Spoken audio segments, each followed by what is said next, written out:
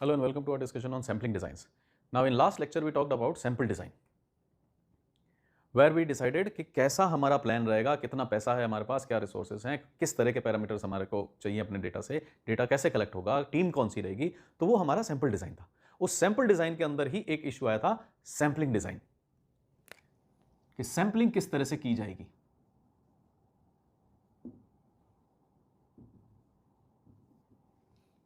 ये हमारा last time आया था जिसको हमने एक्सटेंड कर दिया था कि will talk about sampling design in lectures to come. तो सैंपलिंग डिजाइन कैसे की जाए, सैंपल क्या होगा, किस तरह से बनेगा, उसमें क्या पैरामीटर्स का ध्यान रखना है, किन किन चीजों का करना है। हमारे पास एक चेकलिस्ट आ गई, ठीक है, इतना पैसा लगेगा, पायलट टेस्ट हो गया, डेटा कैसे कलेक्ट होगा, पैरामीटर्स कौन से आएंगे, ऑल दिस वाज डन। उसमें से एक इशू जो एक डिटेल्ड इशू था वो था सैंपलिंग डिजाइन, कि किस तरह से लोगों से जाकर के पूछा जाएगा, किन लोगों से जाकर के पूछा जाएगा, who will be the respondents. Last time तो आपने क्या किया, यूनिट डिसाइड कर ली, पॉपुलेशन डिसाइड कर ली कि पूरे बीकानेर से पूछा जाएगा, पूरे राजस्थान से पूछा जाएगा, पूरे इंडिया से पूछा जाएगा। You decided upon your units, you decided upon your population. लेकिन अब पूरे इंडिया से तो पूछा जाएगा, उसमें इंडिया में से सैंपल कौन आएगा। पहले क्या डिसाइड हुआ कि अगर राजस्थान का इंडस्ट्रियल डेवलपमेट का सर्वे हो रहा है तो हमारी पॉपुलेशन कौन हुई, राजस्थान। अब राजस्थान में से कुछ, राजस्थान में इंडस्ट्रियल डेवलपमेंट की बात करें तो इंडस्ट्रीज हो गई हमारी, यूनिट्स हुई थी लास्ट टाइम बात कि इंडस्ट्रियल यूनिट्स हो गई हमारी, जितने भी हमारे बिजनेसेस हैं वो हो गई हमारी सैंपलिंग यूनिट। सैंपलिंग फ्रेम हो गया, ऐसी सब इंडस्ट्रियल यूनिट्स की एक लिस्ट। अब उन सबसे तो हम बात नहीं करने वाले ना। मारुति की सर्विस कैसी है, तो सैंपलिंग यूनिट कौन हो गए, all Maruti owners. Sampling frame क्या हो गया, उन मारुति ओनर्स की लिस्ट। अब उन सबसे तो हम बात नहीं करने वाले ना, उनमें से कुछ से बात करेंगे। क्योंकि मारुति की अगर हम बात करें तो मेजॉरिटी शेयर अबव 50%, 60% शेयर किसका है, मारुति अकेले का है। तो हमारे को क्या करना होगा, उन सबसे बात करना तो पॉसिबल नहीं है। There are lakhs and lakhs of car owners in India. तो हमारे को कुछ सैंपल लेना होगा। तो लैक्स एंड लैक्स में से हम क्या करेंगे, 2, 5, 10, 20 हजार रुपए लोगों से, जितना हमारा स्पैन है। If I am talking only of a city और I am talking of a state, कि राजस्थान के अंदर किस तरह की सर्विस है, तो आई टॉक अबाउट राजस्थान। अब उस राजस्थान में से मारुति यूनिट्स में से कुछ सैंपल पिक किया जाएगा, कुछ लिमिटेड लोग, आउट ऑफ 10 लाख कस्टमर्स 2000, 5000 लोगों से बात की जाएगी कि आप सेटिस्फाइड हैं या नहीं, आपको क्या प्रॉब्लम्स आती हैं, बेस्ट क्या लगता है आपको मारुति के अंदर, ये बातें की जाएंगी। तो वो 2000, 5000 कैसे सिलेक्ट होंगे, that is all about sampling design. क्या वो रैंडमली सिलेक्ट हो जाएंगे, क्या वो जो सैंपलिंग फ्रेम आया था मेरे पास, जो एक लिस्ट आई थी, उसमें से पहले 5000 से पूछ लूं, या उनमें से हर 10th से पूछ लूं, हर 50th से पूछ लूं, या सर्विस स्टेशन पे चला जाता हूं, जो जना सर्विस कराने आएगा उससे पूछ लूं। तो अब ये जो डिजाइन है, ये जो डिसीजन आएगा, ये कहां से आता है, सैंपलिंग डिजाइन के अंदर। नाउ जो बेसिक सैंपलिंग डिजाइन हैं वो कैसी हो सकती हैं, non probability sampling design, then you can have probability sampling design, and finally you could have complex random sampling design.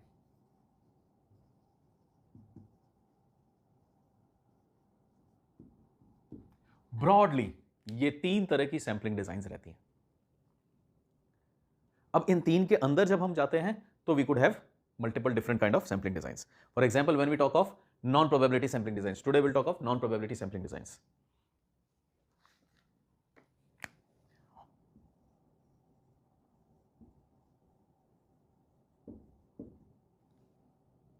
In fact इसको यहां लिखते हैं,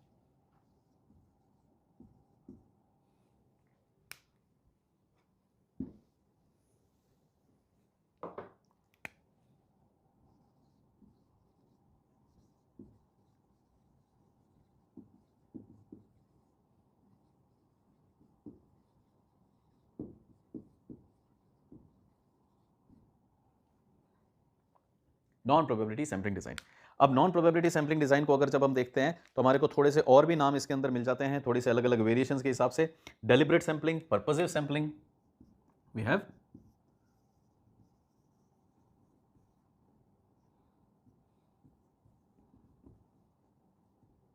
purposive sampling,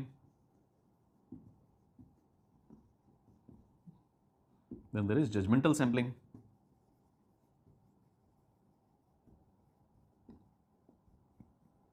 then there is convenience sampling,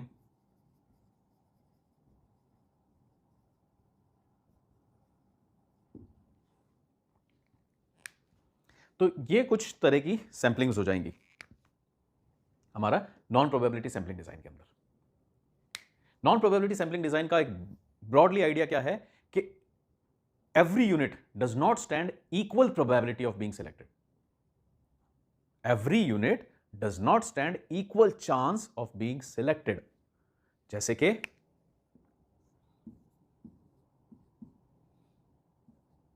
एक क्लास में 5 बच्चे हैं, उनको मैंने एक क्वेश्चन दिया और मैं उनसे पूछना चाहता हूं कि हाँ क्वेश्चन समझ में आया या नहीं आया। अब मैं पांचों का वेट करूं कब वो असाइनमेंट सबमिट करेंगे, कब होगा, उसकी जगह मैं क्या कर लेता हूं, रैंडमली आई डिसाइड कि ठीक है कोई भी 2 जनों से पूछेंगे। तो ये क्या हुआ, सैंपलिंग हो गई। मेरी पॉपुलेशन कौन थे, वो सब बच्चे जिनको मैंने क्वेश्चन दिया था। सब बच्चे कौन थे, 5 बच्चे थे जिनको मैंने क्वेश्चन दिया था, असाइनमेंट दिया था। उनमें से मैं चेक करना चाहता हूं कि हाँ भाई समझ में तो आ गया है, कोई प्रॉब्लम तो नहीं है। तो I could ask any one of these. If everybody stands equal chance, मतलब 20% चांस है कि मैं इससे पूछूंगा, 20% चांस है कि मैं इससे पूछूंगा, 20% चांस है कि इससे, और 20%, 1 2 3 4 5 100%। इसका मतलब एवरीबडी स्टैंड्स इक्वल चांस। किसी से भी पूछा जा सकता है। पूछना किससे है, 2 से ही पूछूंगा मैं। कोई भी 2 जने जब कह देंगे कि हाँ मुझे समझ में आ गया है, या 2 जने कह देंगे कि नहीं समझ में आया, एक जना कह देगा समझ में आया, एक जना कह देगा नहीं समझ में आया, मेरे को आइडिया लग जाएगा कि बच्चों को क्वेश्चन समझ में आया या नहीं आया, असाइनमेंट टफ थी या नहीं थी। Now if everybody stands equal chance, तो ये तो हो गई probability sampling design. If everybody stands equal chance, उसकी जगह अब मैं देखता हूं कि मैं क्या करता हूं, रैंडमली नहीं पूछ करके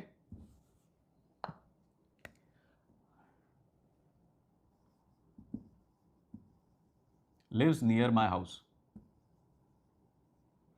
एक क्राइटेरिया तो ये हो गया। सेकंड क्राइटेरिया हो गया आई हैव मोबाइल नंबर। तो एक क्राइटेरिया तो हो गया कि लिव्स नियर माई हाउस, एक क्राइटेरिया ये हो गया कि I have mobile number of the student, एक क्राइटेरिया ये हो गया कम्स टू क्लास। तो आज मैंने असाइनमेंट दी है, परसों में ये मंडे को मेरे को सबमिशन लेना है, अभी 6 दिन है, नो इश्यूज। अब मैं ये देखना चाहता हूं कि भाई बच्चों को समझ में भी आई है या नहीं आई है। तो this Monday I am giving you assignment, next Monday I am asking you to resubmit it, कि पूरी करके सबमिट कर दीजिए मुझे। तो अब इन 6 दिनों के अंदर आई डिसाइड कि चलो वेडनेसडे तक मैं आपको टाइम देता हूं। वेडनेसडे को मैं चेक करना चाहूंगा कि आपकी समझ में आई या नहीं। नहीं आई है तो विल डिस्कस एंड देन आप असाइनमेंट करना। This is the plan. Monday को मैंने असाइनमेंट दी है, नेक्स्ट मंडे आई विश कि आप मेरे को वापस दे दीजिएगा असाइनमेंट कंप्लीट करके, और वेडनेसडे को मैं एक चेक करना चाहता हूं कि आपको समझ में भी आई है या नहीं आई है। नाउ प्रोबेबिलिटी सैंपलिंग डिजाइन के अंदर एवरीबडी स्टैंड्स इक्वल चांस, मैं किसी से भी पूछ सकता हूं। लेकिन नॉन प्रोबेबिलिटी की अगर बात करें तो इन 5 में से हो सकता है ये 3 मेरे घर के पास रहते हैं, आई हैव मोबाइल नंबर, इन 5 जनों में से हो सकता है कि 2 जनों के मेरे पास मोबाइल नंबर है। क्लास में आने की बात करता हूं, ऑलवेज कम्स टू क्लास,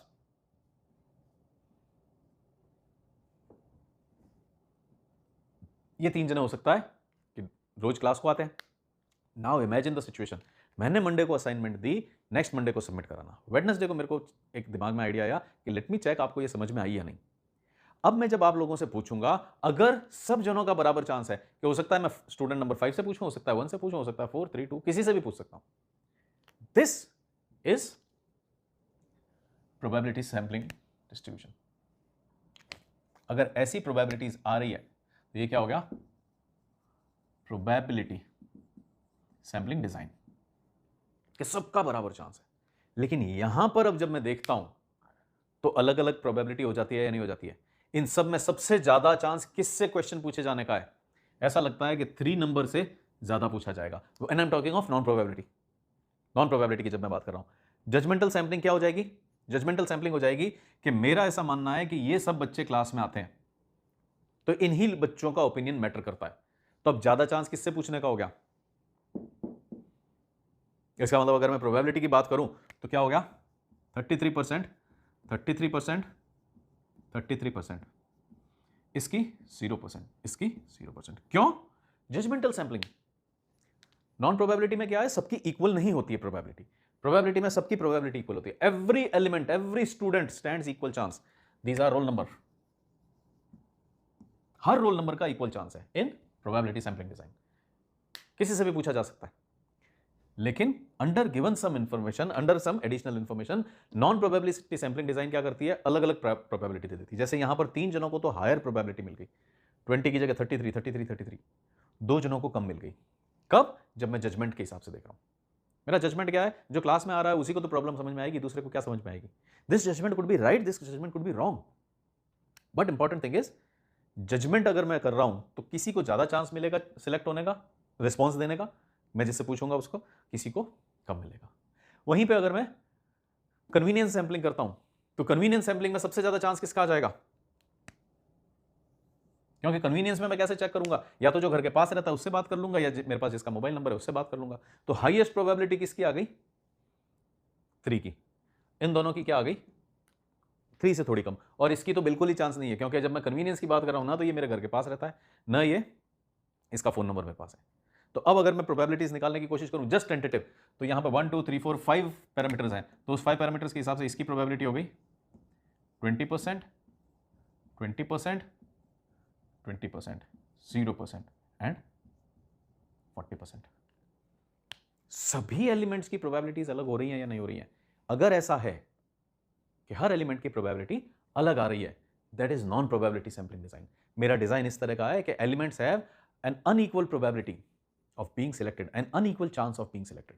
और अगर मेरा डिजाइन ऐसा है कि everybody stands an equal chance, वो हो गई प्रोबेबिलिटी। अब इन्हीं बच्चों में जब ये रोल नंबर 5 ना तो क्लास में आता है, ना मेरे पास नंबर है, ना मेरे घर के पास रहता है, तो मैं इससे पूछूंगा कैसे?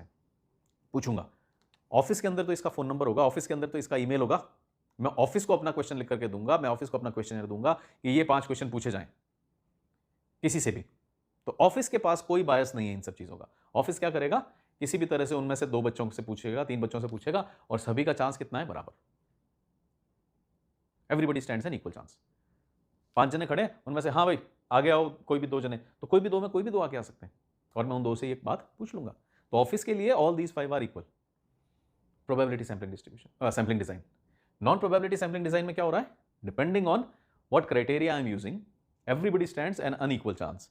0%, 0%, 1/3, 1/3, 1/3, 0%, 20, 20, 20, 40। तो हो सकता है जिनकी प्रोबेबिलिटी उनकी सेम हो सकता है सभी की अलग प्रोबेबिलिटी हो। अगर ऐसा हो रहा है then it is non probability sampling design. 2 बच्चे सामने खड़े हुए हैं, लेकिन मेरे को लगता है कि ये एक बच्चा समझदार है और मैं उसी से पूछता हूं, चांस ज्यादा किसका है? उसी से पूछा जाए।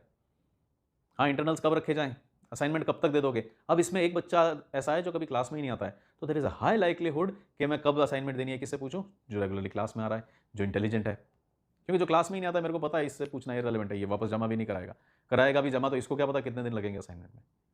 तो this becomes a case of non probability sampling design. मैंने 2 जनों में से एक को लिया, इसका मतलब आई हैव सैंपल्ड। सबसे थोड़ी पूछा, एक से ही पूछा है, सब में से कुछ से पूछा है, लेकिन एक की तरफ मेरा बायस था, ज्यादा चांस था कि मैं उससे पूछूं। अगर ऐसा हो रहा है then it is non probability sampling. और मैं एक अनजान क्लास में घुसता हूं जहां पे दोनों बच्चों को मैं जानता ही नहीं हूं, और मैं उनको एक क्वेश्चनर देता हूं, ये क्वेश्चनर परसों भर के दे दो, कब दोगे, कल दोगे या परसों दोगे? तो मैं इन दोनों में से किसी से भी पूछ लूंगा, because I do not know कि इनमें से कौन कॉलेज आता है, कौन नहीं आता है, कौन ज्यादा अच्छा पढ़ाई में है, किसके मार्क्स ज्यादा अच्छे, I have no idea. In such case I will go for probability sampling design कि भाई सबका बराबर चांस है। लेकिन अगर मेरे को कुछ इन्फॉर्मेशन पता है तो हो सकता है मेरे अंदर बायस आ जाए, हो सकता है मेरे अंदर जजमेंट आ जाए। Such probability design is sampling design is known as non probability sampling design. I assume non probability sampling design क्या है, ये थोड़ा सा हमारे को समझ में आया होगा कि जब सबका इक्वल चांस नहीं होता है। 15 जने एक क्लास के अंदर है, 5 जनों की हमारे को एक टीम बनानी है, सबका बराबर चांस है, कोई भी 5 आ सकते हैं। अगर ऐसा है तो it is probability sampling design. लेकिन अगर मैं कह देता हूं कि मेरे को बास्केटबॉल की टीम बनानी है, तो अब क्या होगा? मैं थोड़ी लंबी हाइट वाले स्टूडेंट्स लूंगा, तो अब जो जिसकी हाइट लंबी है वो बाय डिफॉल्ट उसका ज्यादा चांस हो गया। कहीं ना कहीं मेरे सिलेक्शन क्राइटेरिया में बायस आएगा कि जो लंबा है वो बास्केट कर सकेगा। मैं लॉन्ग जंप का सिलेक्शन कर रहा हूं, 15 में से 3 जने सिलेक्ट होंगे, तो बाय डिफॉल्ट मैं चाहूंगा कि मेरी टीम जीते, और मैं इन 15 में से कौन सिलेक्ट करूंगा? सबका बराबर चांस नहीं होगा। जो काफी छोटे हैं हाइट में वो तो आउट हो गए, क्योंकि मेरे को पता है कि इनसे तो उनका एक कदम ही लंबा होगा, थोड़ी प्रैक्टिस के साथ ही ज्यादा लंबा कूद जाएंगे। तो I will be selecting the taller ones. अगर सैंपलिंग में ऐसा कोई फैक्टर प्ले कर रहा है जहां पे आप कुछ की तरफ झुक रहे हैं, बायस्ड हो रहे हैं, that is non probability sampling design. हाँ, नॉन प्रोबेबिलिटी सैंपलिंग डिजाइन के क्राइटेरिया कुछ अलग अलग हो सकते हैं, अलग अलग वेरिएंट्स हो सकते हैं। Deliberate sampling, purposive sampling, judgemental sampling, convenience sampling. Judgemental sampling क्या है? मैं अपना जजमेंट यूज करता हूं। फॉर एग्जाम्पल, मेरे को कोरोना की वैक्सीन तैयार करनी है, तो मैं अपना जजमेंट यूज करूंगा कि नहीं, इंजीनियर से बात करना लॉजिकल नहीं है, नहीं, सड़क पे चलते किसी आदमी से बात करना लॉजिकल नहीं है। किससे बात की जाए? जिनके पास पेंडेमिक का एक्सपीरियंस हो। जो ये 2000 में आए हैं जब हम, तो 2004-5 के अंदर भी कोई एक पेंडेमिक स्ट्राइक हुआ था, 2011 के अंदर भी हुआ था, जो इतनी मैग्नीट्यूड का नहीं था, लेकिन उसके अंदर भी हमारे पास ऐसी बीमारियां आई थी। तो उस टाइम जिन साइंटिस्ट्स ने काम किया था, वैक्सीन्स पे काम किया था, उस टाइम जो डॉक्टर्स थे, उन्होंने जिस तरह से पेशेंट्स को हैंडल किया था, उन लोगों से बात की जाए, ये मेरा जजमेंट है। अब सभी जने बाहर जो घूम रहे हैं, सड़क पे घूम रहे हैं, वो सब जने मेरा सैंपल में नहीं आएंगे। मेरे सैंपल में पर्टिकुलर लोग आएंगे। इवन मेडिसिन फील्ड के भी मैं किन लोगों को सिलेक्ट कर रहा हूं, जिन्होंने उस पेंडेमिक को डील किया हुआ है, पेंडेमिक लाइक सिचुएशन को डील किया हुआ है। मैं ऐसे ही चलते किसी डॉक्टर से, ऐसे ही चलते किसी मेडिकल रिसर्चर से बात नहीं कर रहा हूं, मैं वह उन लोगों से बात कर रहा हूं जिन्होंने साल, 1.5 साल, 2 साल के अंदर वैक्सीन पे काम किया। 20 साल, 50 साल में तो बहुत सारी कंपनीज वैक्सीन बनाती हैं, लेकिन उन लोगों पे जिन्होंने अर्जेंट बेसिस पे एक वायरस को कंट्रोल करने के लिए काम किया। तो यहां जजमेंट आ गया मेरा। फिजिक्स पे मैं कोई प्रोजेक्ट बना रहा हूं, मैं कोई अच्छा जनरेटर बनाना चाहता हूं, तो यहां मेरा जजमेंट आ जाएगा कि नहीं, ये मेडिकल प्रैक्टिशनर है, ये मेडिकल साइंटिस्ट है, ये मेरे काम का नहीं है। कोई फिजिक्स का जो प्रोफेसर है, फिजिक्स का रिसर्चर है, मे बी केमिस्ट्री का रिसर्चर हो, क्योंकि वो फ्यूल के बारे में बता सकेगा। तो अब यहां जजमेंट आ गया, और अब मेरा बायस किसकी तरफ है कि इन लोगों में से सिलेक्ट करने। अभी मेरा जजमेंट क्या आ गया था कि जो क्लास में आ रहा है उससे पूछा जाएगा असाइनमेंट कब दोगे, जो क्लास में नहीं आ रहा उसको क्या आइडिया कि कब देनी assignment. That is judgement sampling. Then we have convenience sampling. Convenience sampling क्या होती है कि अगर आपकी क्वेरी ऐसी है जो इतना ज्यादा इंपैक्ट नहीं डालती है, इतना ज्यादा सोशल इंपैक्ट नहीं आएगा उसके ऊपर, सीवियर इंपैक्ट नहीं आएगा, तो आप अपनी कन्वीनियंस के हिसाब से लोगों को सिलेक्ट कर लेते हैं। फॉर एग्जाम्पल, जब हम छोटे हुआ करते थे, स्कूल के अंदर हुआ करते थे, तो वो एक फॉर्म आ जाता हेल्पेज इंडिया का या कोई भी डोनेशन कलेक्ट करने का, तो स्कूल से एक फॉर्म दे दिया जाता था कि चाहिए आप कोई 10 जनों से पैसे लेकर के आइएगा, डोनेशंस लेकर के आइएगा, और फिर वो डोनेशंस इकट्ठे करके स्कूल लेवल पर जो भी वो ऑर्गेनाइजेशन होती थी उसको भेज दिया जाता था। अब वहां जो मैं 10 जने सेलेक्ट करता था कि हर एक बच्चे को क्या है 10 जनों से डोनेशंस लेके आने हैं, किसी भी अमाउंट की, 5 रुपीज, 50 रुपीज, 100 रुपीज, 20 रुपीज, किसी भी अमाउंट का। तो उसमें हम वो 10 जने कौन से लेते हैं? अब आएगा तो सैंपल ही, दुनिया इतनी बड़ी है, बीकानेर इतना बड़ा है, राजस्थान इतना बड़ा है, but I select only 10 out of those जिनसे मेरे को पैसा लेना है। वो 10 में कौन से लेता हूं? कन्वीनियंस। घर के आसपास वालों से ले लिया जाएगा, नेक्स्ट डोर नेबर से ले लिया जाएगा, उनके नेक्स्ट डोर नेबर से ले लिया जाएगा, कोई अंकल घर पे आए हैं, पापा से मिलने आए हैं, उनसे ले लिया जाएगा। This is convenience sampling. कि इतना ज्यादा इंपैक्ट नहीं पड़ रहा है हमारी क्वेरी के ऊपर, हम किसी से भी पूछ लेते हैं। आप जस्ट चेक करना चाहते हैं कि इस बार आपको भी मौसम के अंदर ह्यूमिडिटी ज्यादा एक्सपीरियंस हुई क्या, तो इसमें इतना ज्यादा इंपॉर्टेंट नहीं रह जाता है कि मैं किससे पूछ रहा हूं। 10-20 जनों से इंक्वायरी ले लेते हैं थोड़ी सी कि भाई ह्यूमिडिटी लगी थी कि नहीं, मेरे को तो लग रहा था कि बहुत ज्यादा ह्यूमिड है। ना, आई विश टू चेक कि कहीं ऐसा तो नहीं है कि मेरे को ही लग रहा था, दूसरों को नहीं लग रहा था। तो फिर मैं कोई 10-20 जनों से पूछना है, जो मिलेगा उससे पूछ लेंगे। कॉलेज जाएंगे, स्टाफ रूम में पूछ लेंगे, 5-6 जनों से वहीं पूछ लिया गया। कोई फ्रेंड मिलने आया, उससे पूछ लिया कि यार इस बार ह्यूमिडिटी ज़्यादा थी, वो भी कह देगा यस थी, या वो कह देगा नहीं थी। तो ये जो मैंने पूरे सिटी से, पूरे स्टेट, पूरे कंट्री, पूरे यूनिवर्स से पूछने की जगह 5-10 जनों से पूछा, लेकिन वो क्या था? कन्वीनियंस बेस्ड था। तो if you are selecting people based on your convenience, के जो इजीली मिल जाएंगे, जो नेक्स्ट डोर नेबर्स होंगे, जो मेरे घर पे आए हैं, मॉल में अगर सर्वे करना है, मॉल में गए और जो 10 जने पहले आए उनसे पूछ लिया, दिस इज कन्वीनियंस सैंपलिंग। घर के पास आपको असाइनमेंट दिया गया कि gather data from 25 visitors in malls, तो आपने क्या किया? आपके घर के पास जो मॉल था उसमें गए, जो पहले 25 जने आए उनसे पूछ लिया। This is convenience. आपने अपनी कन्वीनियंस देखी। जजमेंट में मैं कोई लॉजिक लगाता हूं, कैसा लगता है कि इस बारे में ये लोग जवाब दे पाएंगे।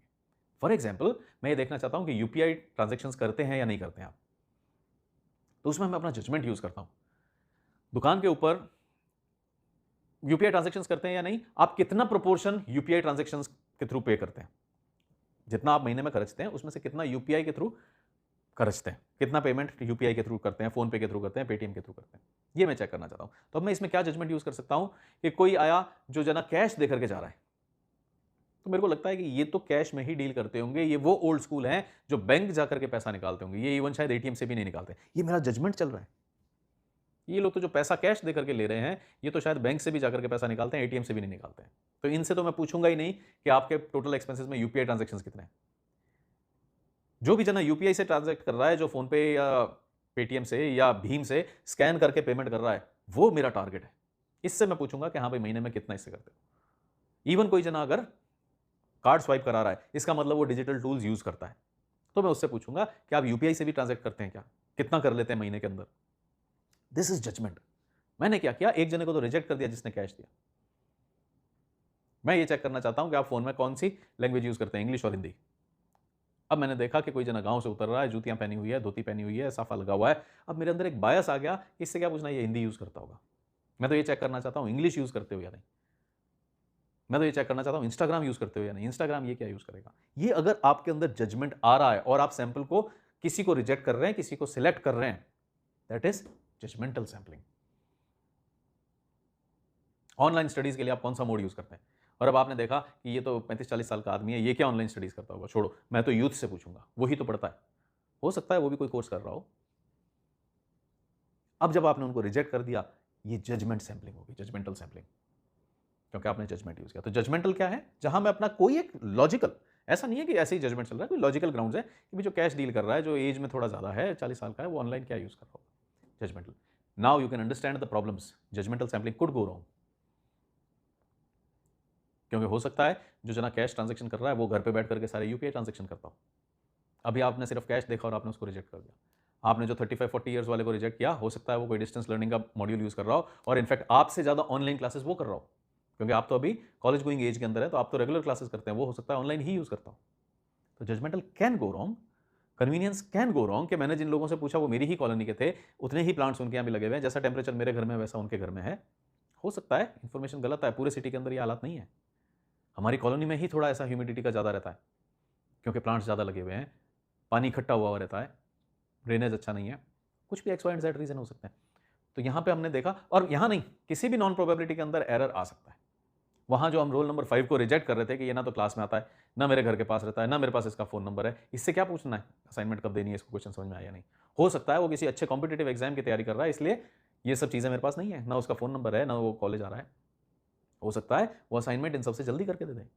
तो इसके अंदर ये बायस तो रहता है कि थिंग्स कुड गो रॉन्ग, क्योंकि कहीं ना कहीं हम किसी को कम चांस दे रहे हैं, किसी को ज्यादा चांस दे रहे हैं। तो we have judgemental and convenience. Then purposive sample, किसी को पर्पसफुली पूछना। पर्पसफुली क्या हो गया कि हम ये देखना चाहते हैं कि जो लोग ट्रैफिक रूल तोड़ते हैं वो क्यों तोड़ते हैं।